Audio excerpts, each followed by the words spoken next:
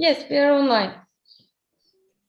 Hello all, welcome to this session where we will be hosting 3 central bankers, and we will start with Mr. Stefano SIVIERO.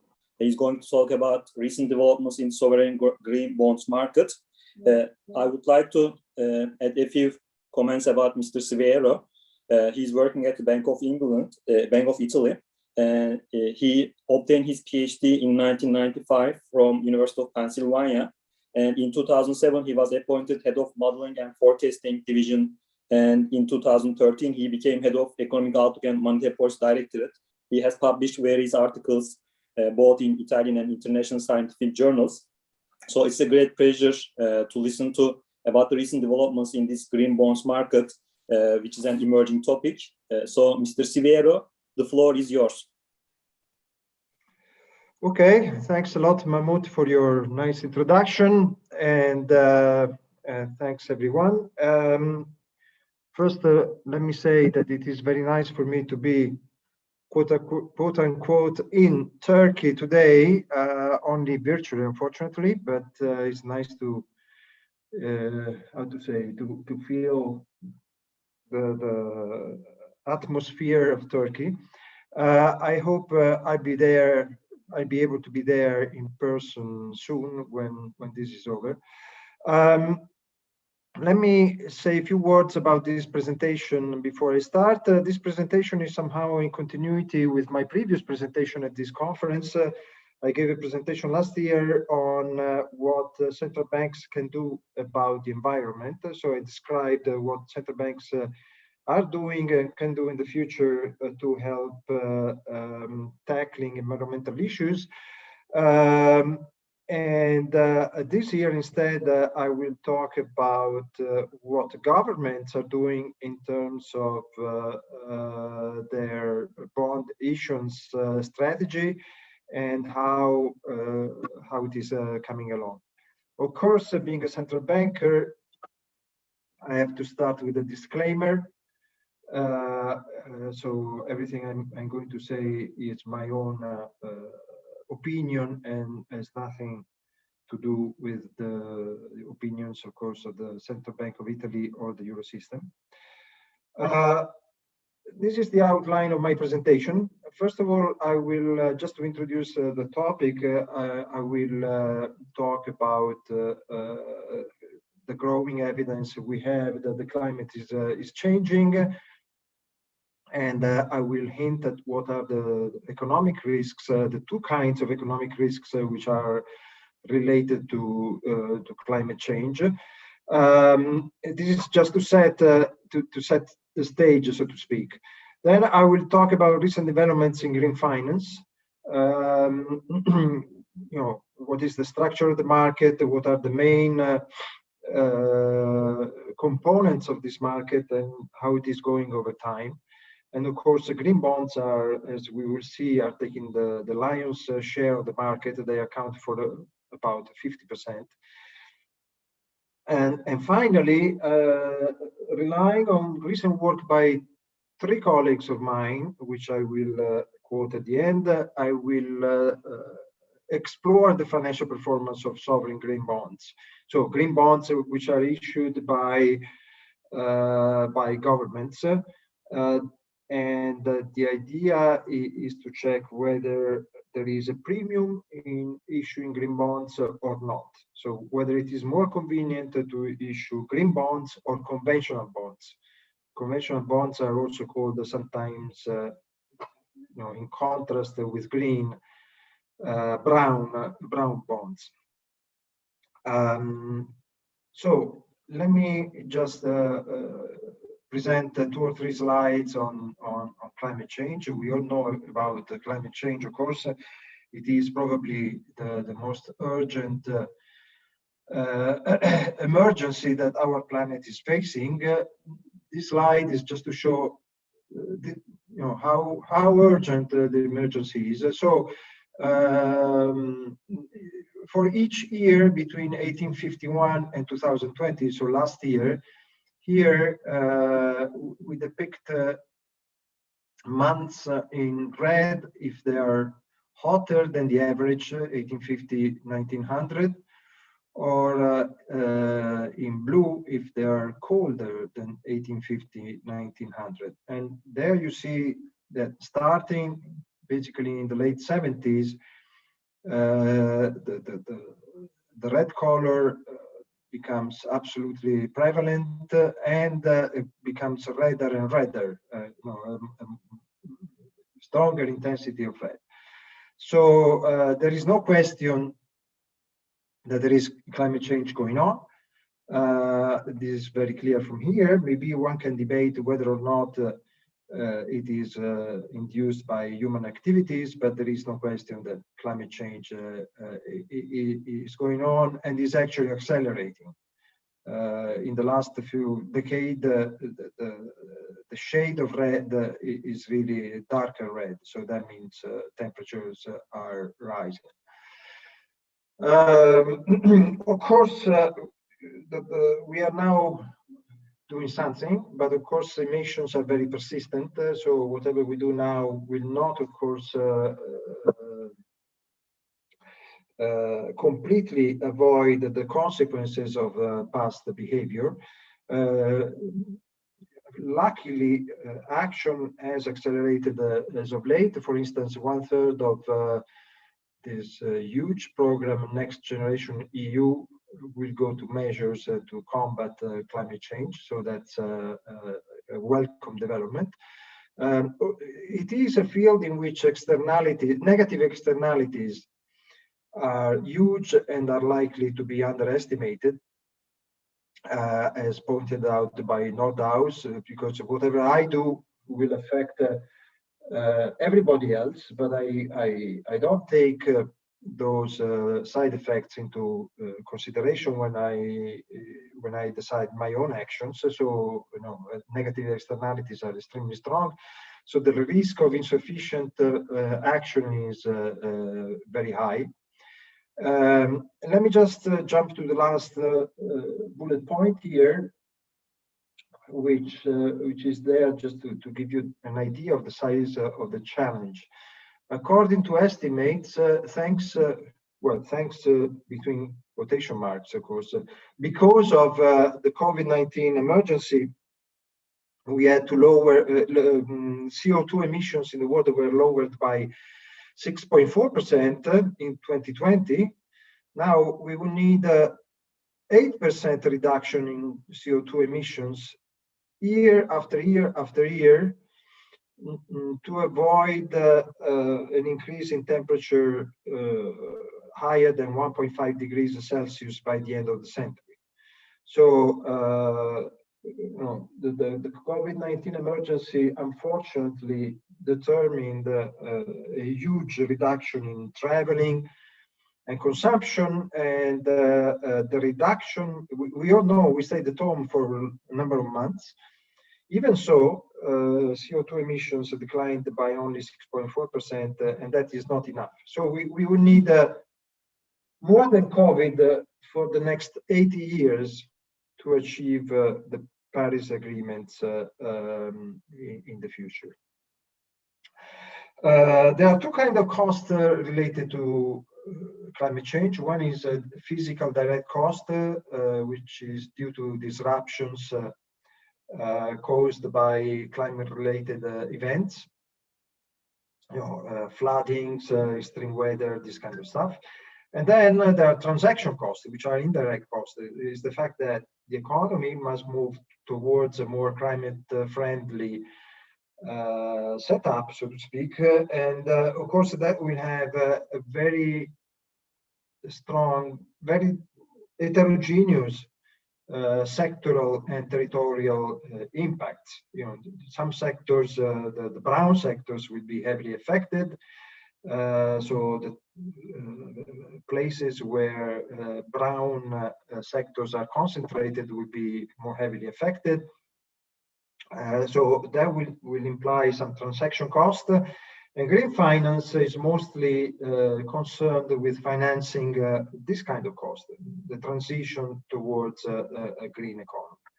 So let me move to green finance and give an overall description of what is and how it is going. So green finance, of course, well, let me make the obvious statement that the finance is supposed to channel resources towards productive sectors, and therefore finance can be a very powerful tool in driving the economy towards a green transaction, just simply by increasing the volume of financing that flows to sustainable projects. Green bonds are bonds, so they are fixed income securities, and they are green, so they are used to finance eco-sustainable projects that result in environmental benefits. They are, as we will see shortly, by far the most popular asset in sustainable finance. They account for nearly 50% of the whole market. They started very timidly, so to speak, as we will see in a slide, in 2007. The European Investment Bank, EIB, was the first one to issue green bonds. At the beginning, they were a very small and tiny market. Europe is the main player, and Turkey is also in the market. It's not one of the main players, but it's also present in the market. Sovereign green bonds, they are green bonds simply issued by sovereign issuers. They started being issued about 5 years ago. And here again, Europe is the main player. Germany issued green bonds at the end of last year. Italy issued green bonds last month. So the Italian state issued green bonds last month. I'll come back to that. This is showing that green bonds indeed account for about 50% of the market. You see, first line, green bonds, they are 50% of the market. And then there are other bonds related to the so-called sustainable debt universe, social bonds, green loan, etc. But the market for green bonds is definitely the largest, and it is over $1 trillion US dollars, 2020 data. So it's focusing on green bond makes a lot of sense because it's a big market and is the main way to channel financial resources towards sustainable uses. In this slide, there's a lot of information. Let me start from the upper left. The upper left shows what I just mentioned in the previous slide, and namely the green bonds in light blue here are making up for almost 50% of the market. The other components are less important, and actually in the past the share of green bonds was even higher. Okay, there were, at the beginning the share of green bonds was 90% or something. By sector,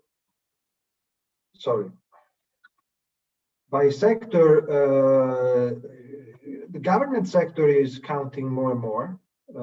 Started very timidly, but now is about 1/3 of the market. And then financial sector and the utilities are the most important ones. In terms of currencies, Europe makes up 55% of the market. The share of Europe has always been large, but it has become larger in 2020 when France and Germany issued their own green bonds. As I mentioned, Italy issued green bonds in 2021. After Europe, you have America, and then you have Asia Pacific, and then Africa, and the rest. And in terms of currency, this line here is the number of currencies in which green bonds have been issued.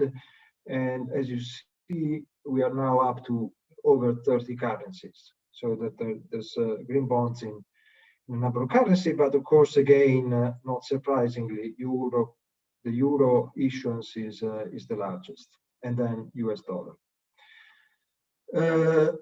So this is the evolution of sovereign green bonds. Sorry, this is the evolution of green bonds again.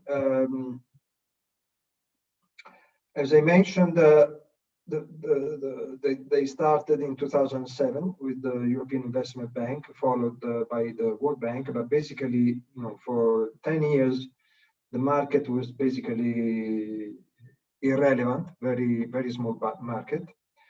It started getting off after the Paris Agreement in 2015, where governments took precise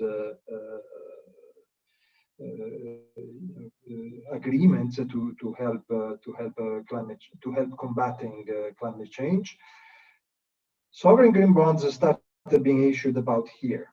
Okay, and these are the sovereign green bonds. This yellow, there is something before, but it is almost zero. This yellow share is sovereign green bonds. And this is the number of countries where green bonds have been issued or are about to be issued. And you see they're basically all over the place. You have a lot of it in Europe, which is consistent with what I mentioned earlier, but you also have in Africa, in Asia Pacific, in South America, etc. The share of in Europe, you have France, Germany, and now also Italy.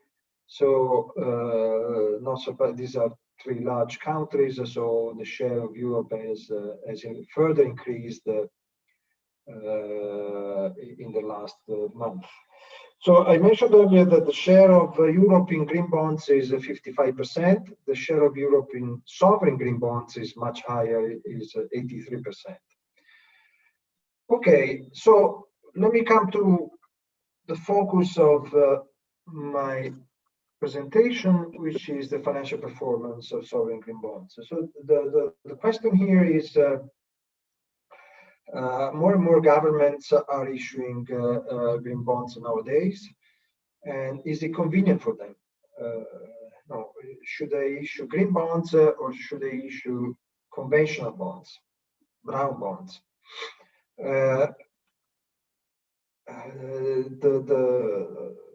Well, as I wrote in the first line here, at the end of the day, this amounts to asking the question: is there any differential between the yield of green bonds and the yield of brown bonds? When the yield of green bonds is lower than the yield of brown or non-green bonds, the differential is called the greenium. So it's a premium for the green bond. So it's a bit confusing because greenium is defined as the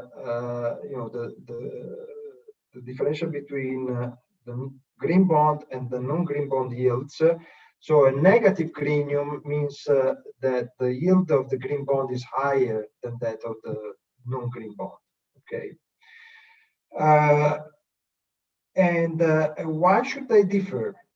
Well, there are two reasons why the yield on green bonds could be lower than the yield on brown bonds, and there is one reason why maybe the opposite should apply. So, first of all, there can be specific investors who are interested in green bonds. So they are interested in issuing bonds which are friendly to the economy. There might be a number of reasons, including the fact that there can be investors who are simply climate conscious, so to speak. Another more economic reason, there could be investors who think that green bonds protect them from risk in the long run. So if you are an investor with particularly long horizon, you may be interested in green bonds because they can protect you from climate change down the road. And that can be particularly true, and this is the second bullet point, if there are buy and hold investors, hold on to these bonds for the life of the bond. They buy and they hold it, and these bonds can be less volatile. They're less affected by extreme climate-related events. On the other hand, there is at least one reason why green bond yields should be higher or could be higher than brown bond yields, and it's the fact that green bonds are typically, the issuance of green bonds is small. The market is very small. So even though it is a $1 trillion market, it is still very small compared to the universe. And of course, there is a premium for illiquidity. So this being a very illiquid market, the price could be lower, and therefore the yield could be higher. Okay, so let's go and see which is the case, whether it is one case or the other. So we have two research questions here. As I mentioned at the beginning, the empirical results are taken from a paper of three colleagues of mine, which I will present at the end. First research question is whether green bonds outperform brown bonds. So whether there is a greenium, a negative yield differential between green and non-green bonds with the same risk profile. And the second research question is whether green bonds are more resilient in periods of financial stress. Whether especially a long-term oriented investor can be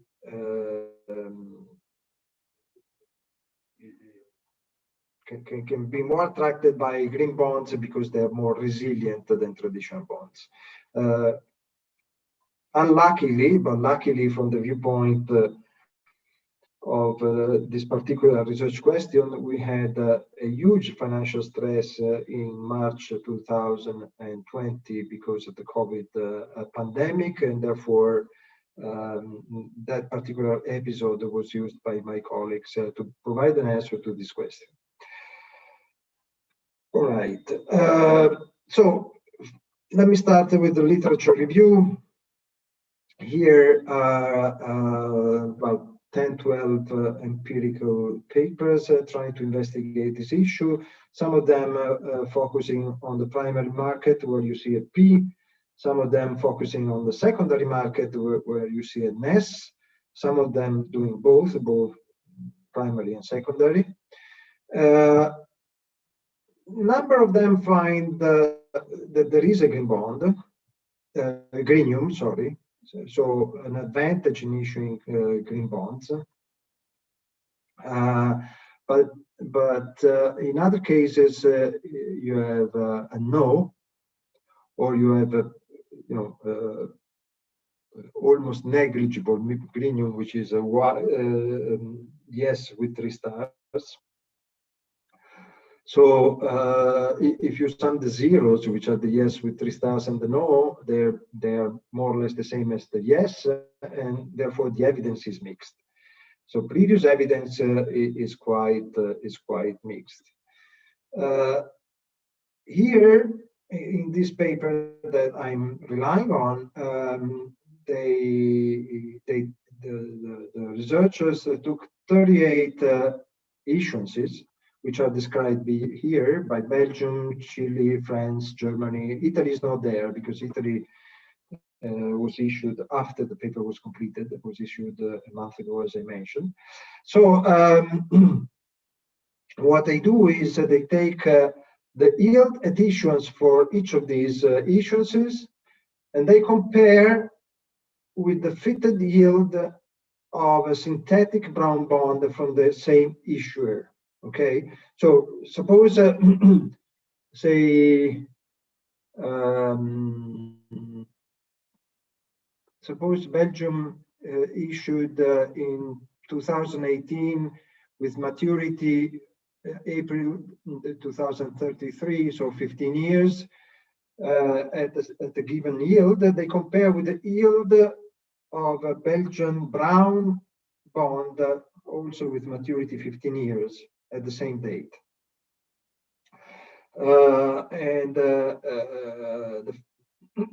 One is observed in the market, the other is synthetic, because sometimes you need to interpolate. Maybe you don't have exactly 15 years in the brown bond, but you have 12 and 20, so they have to interpolate.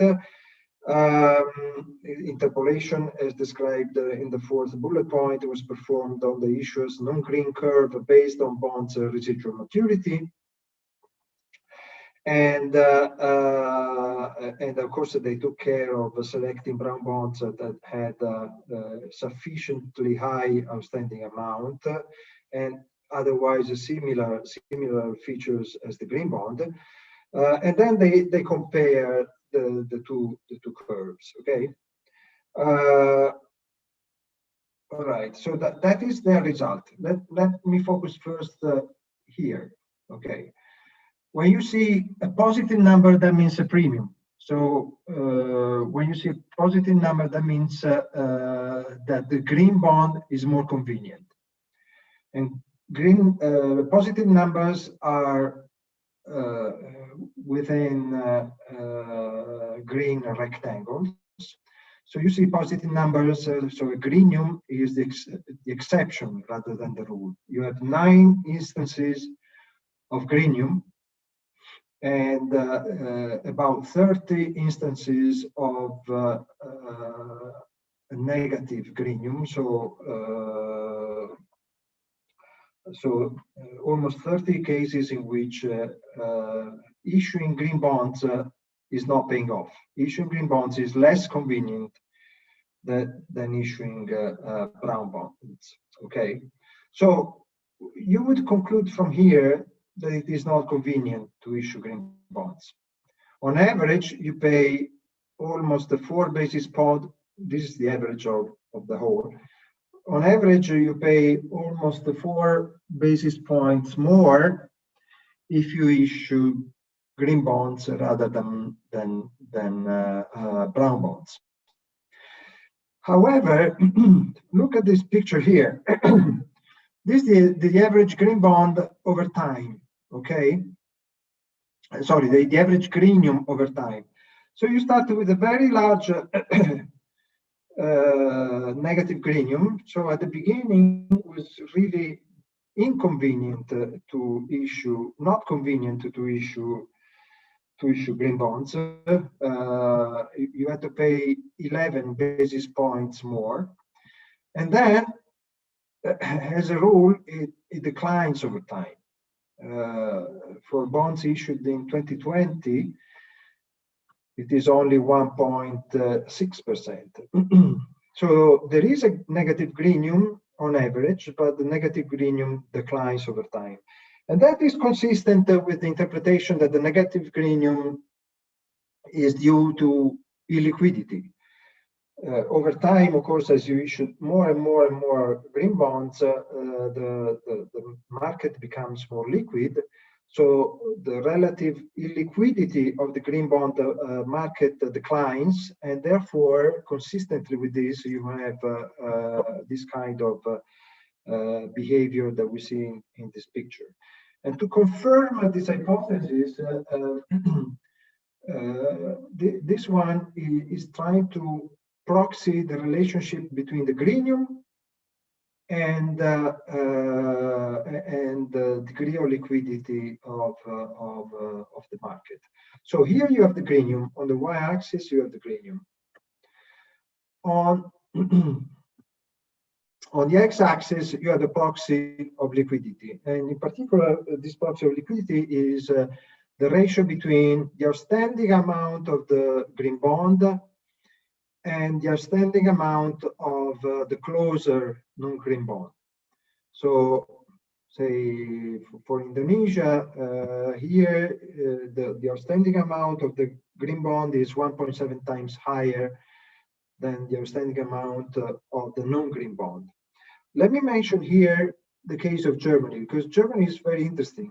Germany is perfect for economic research, what they did with green bonds, because what they do is basically they have what is called the twin model.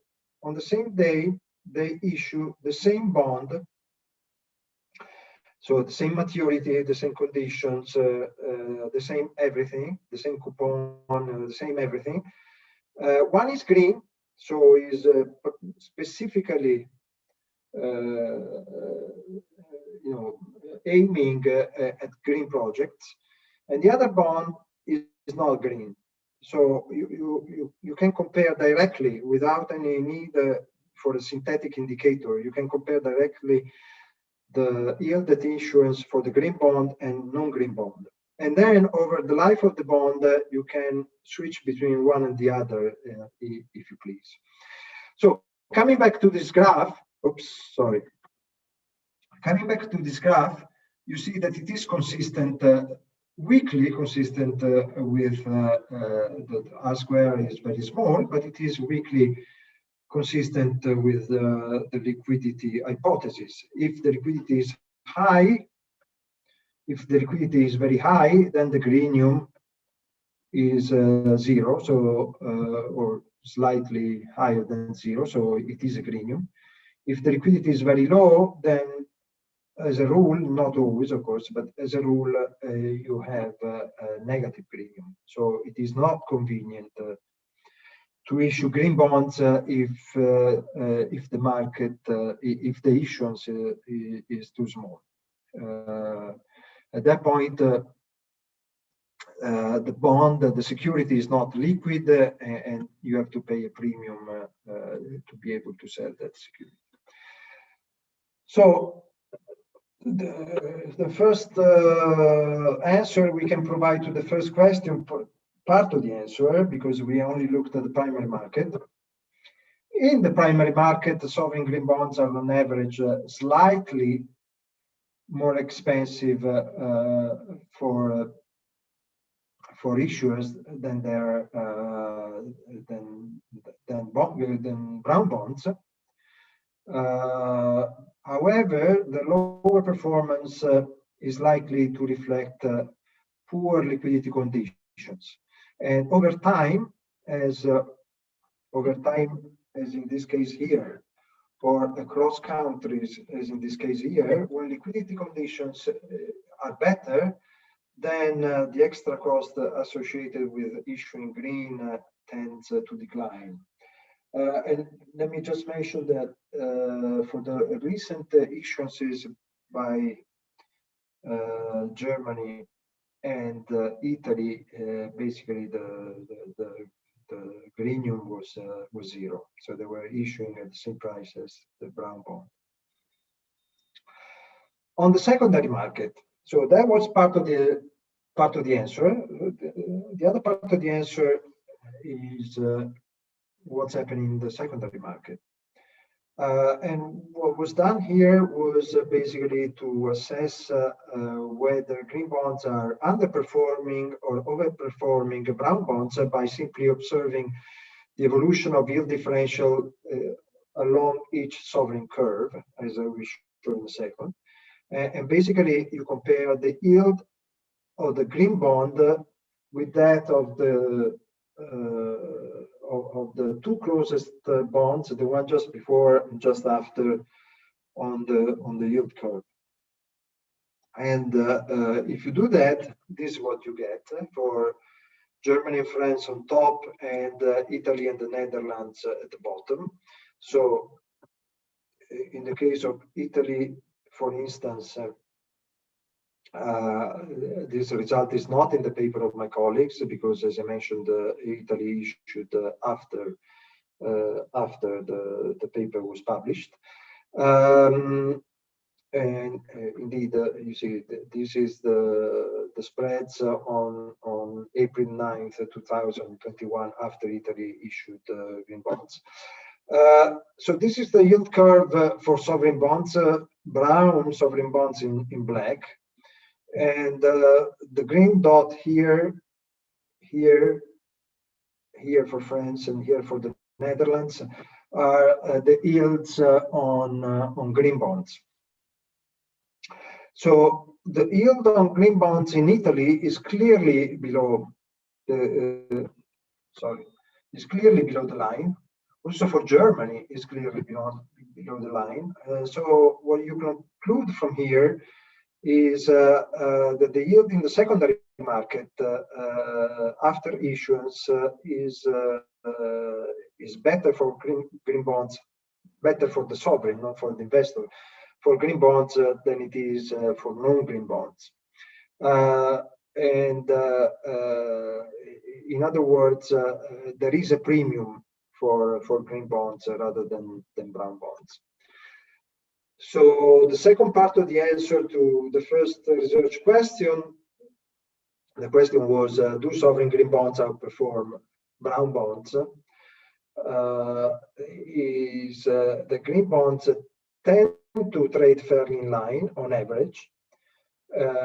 However, in the case of Italy and Germany, the premium is clearly positive. So there is a premium. There is a premium of 2.5 and 5 basis points for green bonds in these two countries. Let me remind you that Italy and Germany were the last two to issue. So they issued in a market that was already quite liquid. And finally, the final research question, I will not show explicitly any evidence of this, but I would just mention the bottom line, whether or not the green bonds are more resilient in periods of financial stress. And in this case, the answer is negative. They didn't prove to be particularly resilient during the COVID-related financial stress crisis of March 2020. The crisis lasted very shortly, luckily. Central banks and governments reacted very strongly to the crisis, and the turbulence was reabsorbed within a few weeks. But at the beginning, it was a very strong turbulence. And these bonds did not behave better. They did not behave worse, but they did not behave better than brown bonds in March 2020.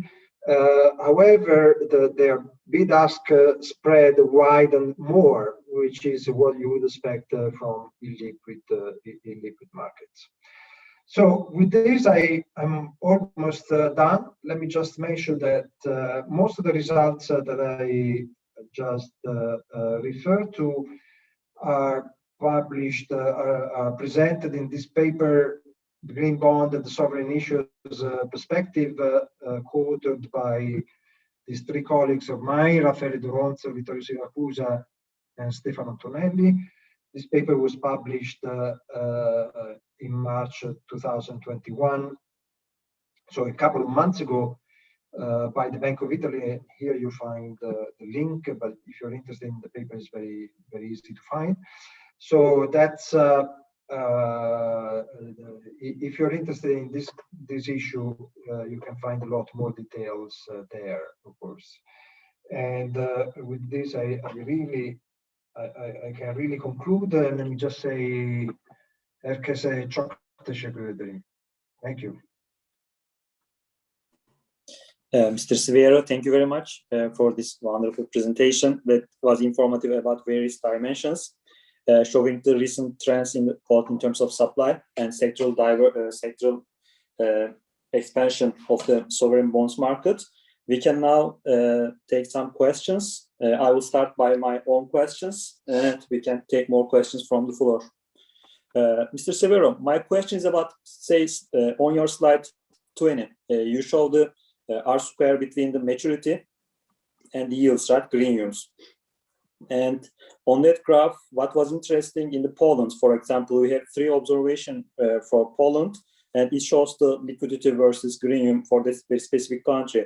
And in the previous slide, there was observations about France and Belgium. I just missed, will it be interesting to plot that graph for Belgium or France, where we have, for the same very specific country, a lot of observations. So I just missed why we don't have as many points of slide 19 on slide 20. Or in other words, for Germany, there are a couple of observations, for Poland 3, but not for France. I just missed that.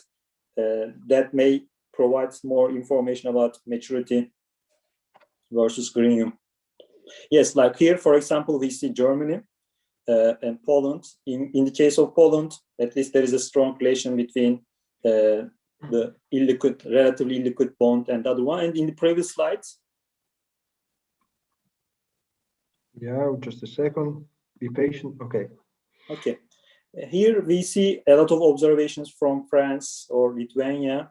So I just wondered, would it be possible to at least have these observations somehow? Maybe I missed a point on that graph, like why we have 3 observations for Germany in that graph versus 1 for Belgium.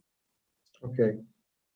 So I need to go back to this slide here. You know, for Belgium, you have 9 observations, but those are 9 different tranches of the same bond with maturity April 2033. So basically, you know, you issue maybe in the first quarter of 2018, then in the second quarter of 2018, then in the third quarter of 2018, but it's always the same bond. It's the same bond with maturity April 2033. So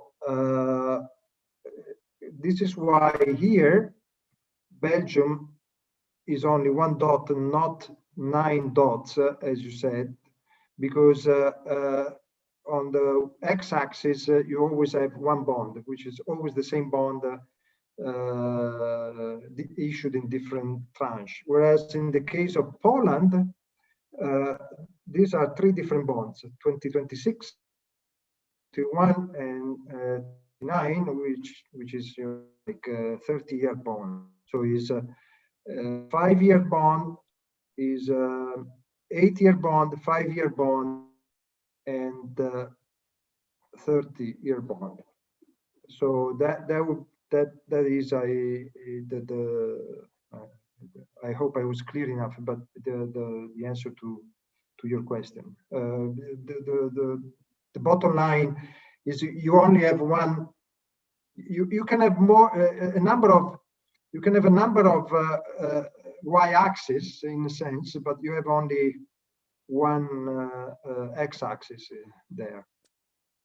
Okay, so thank you much. This was crystal clear for me, because apparently we need more data to somehow get more reliable or statistically significant results.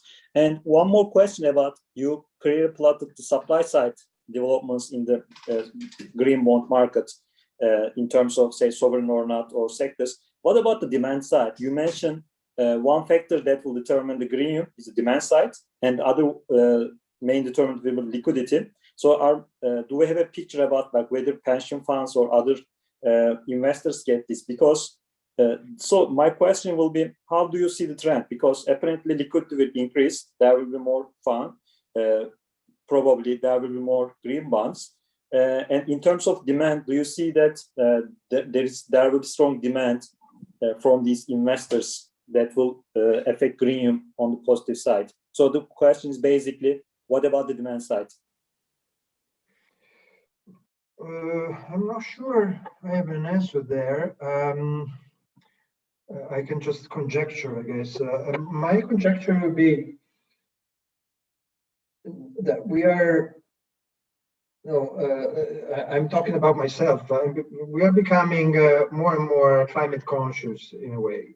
We are becoming more and more conscious that climate is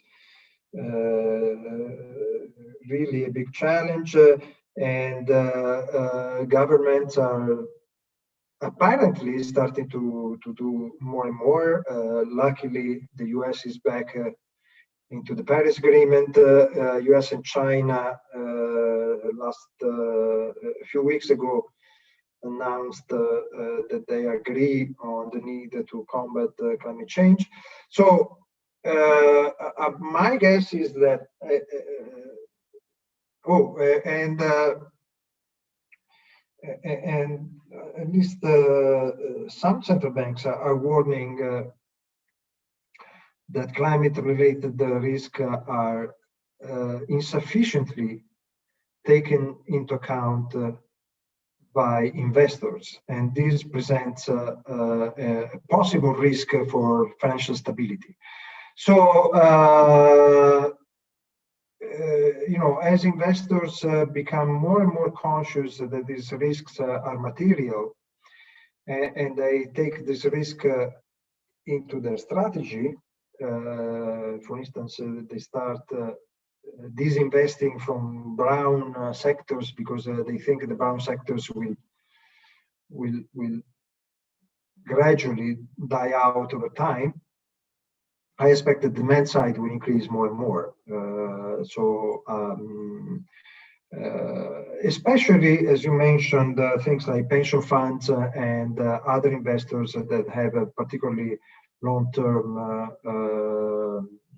strategy, because maybe you can, if your horizon is 1 or 2 years, I don't think that in 1 or 2 years the economy will be very much different from what it is now, and I don't think that climate-related shocks will be stronger in 1 or 2 years from what they are now.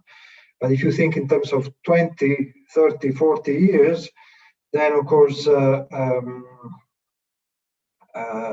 risk related to climate change is not a risk, probably is a certainty. I mean, we will need to do something. We will need to change our economies in the most. Let me give a concrete example. So President Trump reactivated carbon extraction, coal extraction in the US. But if you ask me whether we will still be extracting coal in 1, 2, 3, 5 years, I think so. Will we be extracting coal in 50 years? I have doubts. Probably not.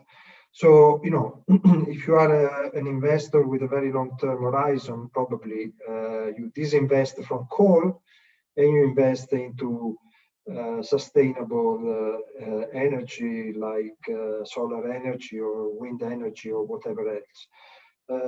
So I think I don't have. I don't know if there are figures on the actual and potential demand side, but my guess is that the demand side will grow over time. I have one little question from my side. I really wonder. So the paper focuses on the sovereign yields versus like green versus brown. Is there any analysis in the paper that compares sovereign green bonds versus non-sovereign green bonds, like the private sector, or do we expect a differential on that side? Because data is needed, I understand, but I was expecting to see something on that front also. I just wonder, do you have something in the paper, or the data is not enough for that? No, there's nothing in the paper. Well, I guess there is an implicit answer to your question in the paper. To the extent that the green bonds behave like brown, more or less like brown bonds, then the same conclusion that apply to brown bonds versus versus the universe of brown bonds, non-sovereign, should also apply to green bonds. But I don't have. But there is nothing on private sector green bonds in the paper. So we cannot compare directly green private and green bonds which are public. Unfortunately, there's nothing on the paper on that. Thank you. Do we have any more questions from the floor? Sema Hocam? Yes, we have on chat room. You can see it.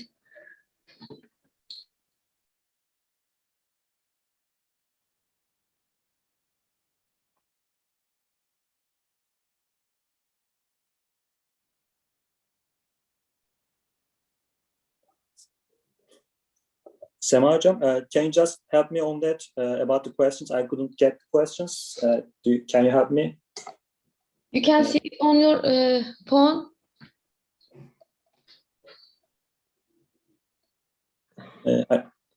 I just couldn't find the.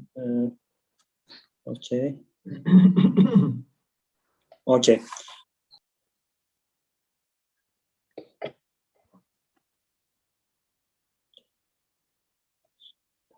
Actually, I couldn't see the question, Sema Hocam. So I'm sorry for this technical, because like something somehow I need to see the YouTube question. So maybe we can then, Sema Hocam, can if you can read that, we can do it. I couldn't find the question. Then maybe we can finish. No question. On message to message Stefano. Dr. No, Stefano. I find that in my phone. So I see the messages, but they're not questions. They're very nice messages, but Yes. which I'm very grateful for. Thanks a lot. Çok teşekkür ederim. I mean, I'd be happy. I've been away from Istanbul since the end of 2019, which makes me feel homesick by now. So hope to see you soon in Istanbul, Okay. Turkey. Okay. Well, I know you had a very hard time also recently with the COVID, and I hope you are getting out of it. Thank you very much. Grazie mille.